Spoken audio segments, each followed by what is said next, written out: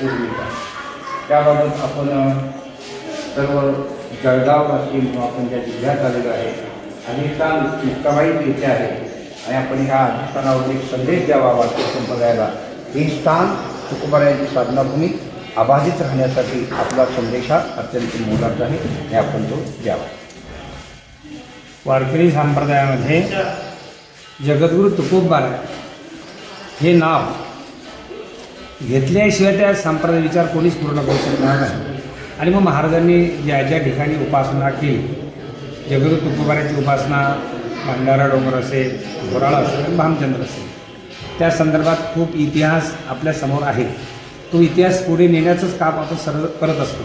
पण एखाद्या त्या डोंगराला त्याच्या अस्तित्वाची तळा जाण्याचं किंवा अस्तित्व संपवण्याचा जर मुद्दा पुढे येत असेल तर सर्व वारकरी म्हणून त्याला आपण विरोध केला पाहिजे. आम्ही या मताचे आहोतच.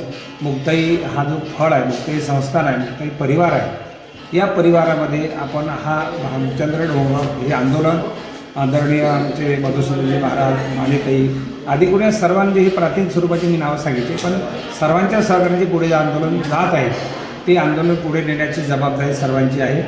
आम्हीसुद्धा त्या आंदोलनात त्या चळवळीमध्ये सहभागी आहोतच. म्हणजे आज सहभागी झालो अशातला भाग नाही.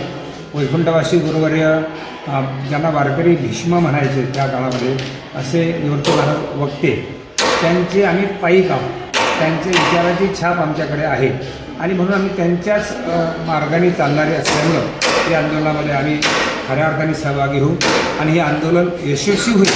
हे काही एखाद्या व्यक्तीचं काम नाही, एकल्याचा नव्हे खेळ आणि मी सर्वांचंही सहकार्य एकमेकांना सहाय्य करू आणि हा एक चांगला विचार पुढे नेण्याकरता आणि ते सक्सेस करण्याकरता, यशस्वी करण्याकरता शक्तीची गरज असते कुठल्याही कार्याला. आज आपण ज्या शक्तीच्या जो उभी आहोत ती सर्वात मोठी शक्ती आहे आदिशक्ती मुक्ताबाई.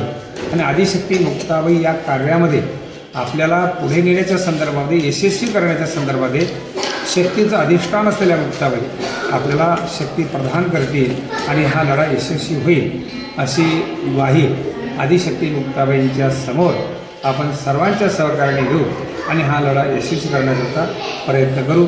आपल्या वाट्याला जी जबाबदारी ती जबाबदारी आपण स्वीकारून पुढे जाऊ.